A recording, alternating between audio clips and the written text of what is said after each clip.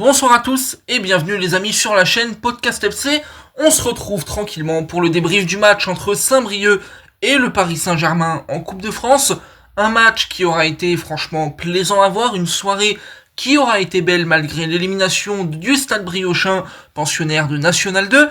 Mais avant ça, vu qu'on est dans l'ère de la Coupe de France, j'ai envie de rendre hommage un petit peu aux équipes qui sont maintenant qualifiées en demi-finale. Tout d'abord, bravo au Stade de Reims qui a éliminé Angers hier.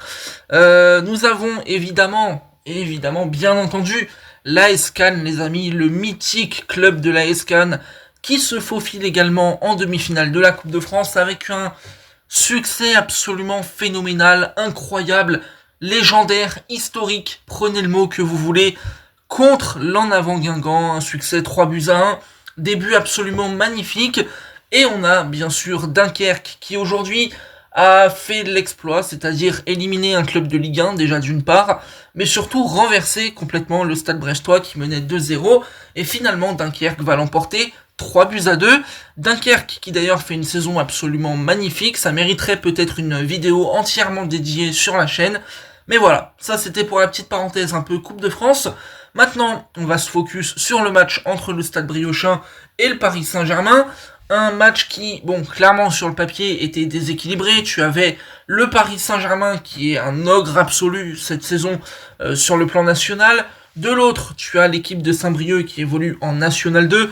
Forcément, l'écart il est là, il est présent. Et il faut être honnête, ce soir il s'est ressenti. Mais par contre, je vais quand même le dire de manière un peu globale sur le match. J'ai vécu une belle soirée, voilà, je vous le dis. Alors oui, bien sûr, en tant que supporter, mon club se qualifie pour les demi-finales, mon club en met 7, donc oui, il y a une part de régalade là-dessus. Mais globalement, ce que j'ai vraiment apprécié, c'est d'abord le fait que Saint-Brieuc mette beaucoup d'impact, n'essaye pas de se cacher. Ça déjà, c'était quelque chose de vraiment super. Et puis, il y avait ce match à Rennes, au Rodzone Park et tout ça.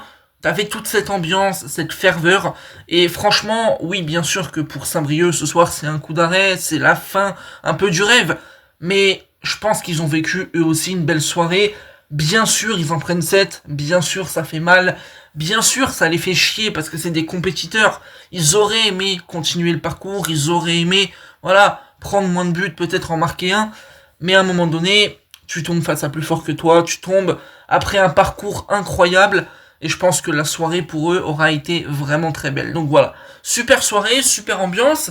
Et maintenant, j'ai quand même envie d'évoquer un petit peu le Paris Saint-Germain. Parce que, waouh, cette équipe-là, vraiment, waouh, c'est le mot qui revient à chaque fois que j'ai envie d'en parler. Parce que franchement, c'est de plus en plus impressionnant. C'est de plus en plus régulier, c'est de plus en plus constant. C'est de plus en plus imprévisible dans la mentalité. C'est toujours de mieux en mieux. Et ce soir, vous voyez, le Paris Saint-Germain prend son adversaire pas à la légère du tout. Et en fait, même avec beaucoup de sérieux, beaucoup d'implication, le Paris Saint-Germain ce soir fait le boulot. Et en fait, vu qu'on est dans la thématique de la Coupe de France et dans cette idée de faire le boulot, je vous renvoie à un match de Coupe de France du PSG cette saison qui, moi, m'avait fortement déplu justement par rapport à cet état d'esprit-là, qui n'avait pas été présent. C'était le match contre Espali, National 3, où le PSG s'était fait bousculer, s'était imposé dans les dernières minutes 4-2. Franchement, ce match-là, pour moi, avait été particulièrement détestable, parce qu'en fait, j'ai trouvé des joueurs qui étaient pas au niveau, notamment les jeunes, mais franchement, c'est pas dû à leur niveau intrinsèque, c'est juste dû, en fait, à un relâchement, à le fait de prendre le match à la légère. Et là, ce soir, le Paris Saint-Germain, je vais le dire, comme contre Brest en Ligue des Champions, à respecter son adversaire. Alors oui, forcément, ils font un petit peu de mal aux Bretons ces derniers temps, les Parisiens, mais il faut quand même reconnaître, cette équipe-là du PSG, elle est forte, elle est très forte, collectivement, c'est assez imprévisible, c'est assez incroyable, t'as des combinaisons, t'as de plus en plus de fluidité dans le jeu, t'as ces récupérations hautes à chaque fois, l'effort défensif tous ensemble, et franchement, c'est super appréciable. C'est super appréciable, et je sais que je le dis à chaque fois, dans chaque débrief, ces points-là, mais c'est important de le redire, de le répéter, de le marteler, mais surtout de savourer. Parce que, encore une fois, on avait l'époque de Pochettino, on avait l'époque de Galtier, on a eu l'époque de l'individualisme extrême au Paris Saint-Germain, et c'était une période absolument dégueulasse. Je pense que, en tant que supporter, je peux clairement exprimer mon émotion. cette époque-là du Paris Saint-Germain, c'est une époque aujourd'hui que je vomis, c'est des matchs que j'ai envie d'oublier, c'est des périodes de l'histoire récente du club que je n'ai pas envie de me remémorer. Et là, on a un changement du tout au tout dans le club et on a une super soirée. Le Paris Saint-Germain qui en met 7, alors évidemment, je pourrais faire un peu le passage individuel, j'ai envie de mettre en avant un mec, Seny Mayulu, voilà, pour commencer, parce que ce soir, il est buteur, il est passeur, il a encore une fois techniquement été plutôt bon. C'est pas le match où je l'ai trouvé le plus en vue non plus, pourtant il arrive à être décisif, il arrive encore une fois à être bon, il est encore buteur. Donc il prend de plus en plus de place, Mayulu, quand même, au sein de cet effectif. C'est un joueur qui montre quand même beaucoup de qualité à chaque fois qu'il rentre. C'est un peu plus compliqué quand il est titulaire, il a un peu moins de constance dans ces périodes-là, mais par contre, à chaque fois qu'il rentre, il est impactant, il arrive à t'amener de la qualité technique, il gère le milieu, il arrive à t'amener un peu de danger, se créer des occasions, et en étant décisif, donc c'est vraiment ça qui est très très très bien. Donc mettre en avant déjà Mayulu d'une part, parce que pour moi c'est intéressant, mettre en avant, bien sûr, le Portugal Saint-Germain, j'ai envie de l'appeler, là déjà, forcément, je pense à un mec qui s'appelle Joao Neves. J'ai l'impression qu'il fait 1m40, il prend tous les ballons, il est partout sur le terrain. Je pense que si je me retourne là, il est dans ma chambre, il est tranquillement en train de récupérer un ballon.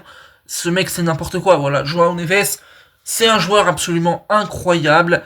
Il est encore très très jeune. Il est déjà tellement fort, tellement complet, international. Le mec, il connaît la Ligue des Champions, il a joué à Benfica, il joue au PSG. C'est n'importe quoi. Et en fait, le truc, pour moi, qui caractérise vraiment Joao Neves, j'ai l'impression que ce mec-là, il a 35 ans, il a 20 ans de carrière derrière lui. Le mec, il est là, le maillot rentré dans le short, il te lâche des tacles de papa, il a le vice, le coup d'épaule, les ballons de la tête, il va marquer, mettre des reprises de volée, la passe décisive, le dédoublement. Oh, Joao, on va faire très simple, je vais te poser une question toute petite. Il y a quoi que tu sais pas faire sur un terrain, s'il te plaît? Réponds, parce que là, vraiment, je ne sais pas, et tu es beaucoup, beaucoup, beaucoup trop fort. Pour parler encore une fois du Paris Saint-Germain, Portugal Saint-Germain, Gonçalo Ramos, voilà, qui cette saison est incroyable, en fait, on se rend pas compte, on réalise pas, parce que Ramos, en fait, c'est le mec, quand il est titulaire, il est éclaté au sol, il est nul, mais nul, nul, nul, nul, nul, il est horrible. J'abuse peut-être un peu, mais il est vraiment pas bon. Et quand il rentre, je ne sais pas ce qui se passe. Il est trop fort. Donc là, ce soir, il était titulaire. Forcément, c'est une Nationale 2 en face. Donc merci quand même de respecter un petit peu. Il met triplé, dont un but sur penalty. Je crois qu'il fait une ou deux passes D, je sais même plus. Franchement, c'est allé tellement vite au niveau des stats et tout que waouh, c'est assez fou. Mais toujours est-il que cette saison, Ramos, c'est à minima 18 buts et passes décisives en cumulé. C'est assez impressionnant et ça l'est d'autant plus quand on sait qu'il a le statut un peu de joker de luxe. Et en fait, je me dis, le Paris Saint-Germain est très chanceux. Très chanceux d'avoir un mec comme Ramos. Pourquoi? Parce que le mec se plaint pas. Le mec fait des efforts défensifs. Techniquement, il a évolué. Faut voir quand même la passe qu'il te met contre Lyon. Mais on en a pas parlé. Mais c'est quoi ce geste? C'est un fou. Bref, c'est un malade mental. Pareil, la passe qu'il fait pour Désiré Doué contre Brest. Juste avant, il y a un dribble magnifique pour éteindre le défenseur. En fait, pour moi, Ramos, typiquement, on parle de joker, c'est le mec idéal. Le mec, il est bon, il est percutant, il est performant, il marque des buts, il est là pour faire des passes D, il fait des efforts défensifs, et c'est un mec qui se plaint pas, ou en tout cas, on l'entend pas se plaindre. Donc, waouh, bravo, bravo, parce que c'est assez incroyable d'avoir un joueur comme ça sur ton banc et qui est capable de t'amener. Ce soir, Ramos, c'est triplé, c'est merveilleux. Et quand je pense au triplé de Ramos, je pense au troisième but. Et sur le troisième but de Ramos, je pense que vous l'avez pas loupé, il y a le travail d'un petit joueur de football, pas très très connu, hein, vous verrez, il est pas très très fort et tout, c'est pas la folie, Monsieur Désiré Doué. Par où commencer? Qu'est-ce que je dois faire? Est-ce que je t'appelle monsieur? Est-ce que je t'appelle Désiré? Est-ce que je dis Votre Altesse? Je sais plus en fait. Je sais plus parce qu'à un moment donné, Désiré Doué, c'est n'importe quoi. C'est pas du football. C'est de la soie. C'est du bonheur. C'est un nuage. C'est un Kinder Pinguis ce qu'il est en train de nous proposer. C'est doux. Désiré, qu'est-ce que tu fais, gros? Qu'est-ce que tu fais, mon frère? Le mec, il arrive. Il caresse le ballon, il va te gratter les ballons dans les pieds, il se projette, passe décisive, il met des buts, magnifique en plus, il prend les bonnes décisions, frappe enroulé. Oh! Désiré! je suis un mec, j'aime le foot.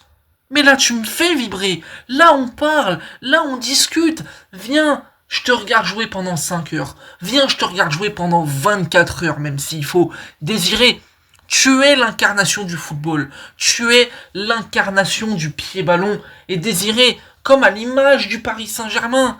Oh, mais je vous aime. Oh, les gars, mais sérieusement, je vous kiffe. Sérieux, c'est un truc de fou. Le plaisir que je prends cette saison. Mais les gars, vous réalisez vraiment pas. Parce que, je le répète encore une fois, mais j'ai tellement été dégoûté par le PSG dans le passé que là, ce qu'on vit, mais c'est du bonheur, c'est du miel, c'est du caramel. Prenez toutes les expressions de con que vous voulez. C'est un pur bonheur, putain, sérieux, les gars. On se rend pas compte. La qualité de ce PSG, la technique de ce PSG, les joueurs qu'il y a, c'est incroyable.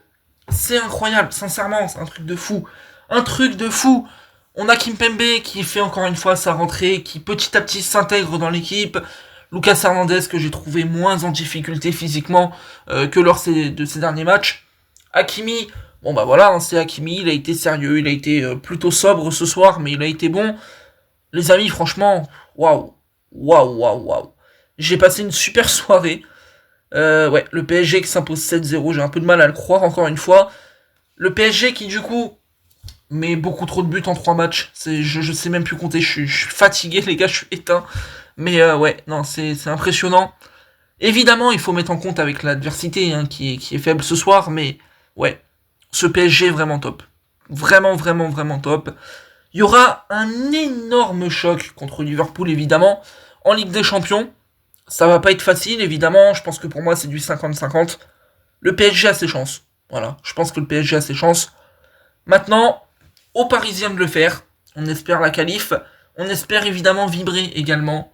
Bref, c'était le débrief. Il est un peu brouillon, mais je suis déjà de une très fatigué et de deux particulièrement excité après ce match. C'était Podcast FC les amis. N'hésitez pas à liker et à vous abonner. On se retrouvera pour d'autres débriefs, d'autres sujets sur la chaîne. On va parler de foot. On va parler peut-être de Coupe de France. Je sais pas, on verra bien. Voilà, passez une bonne soirée. Vibrez bien. Passez une bonne semaine. Et on se retrouve très bientôt. Salut.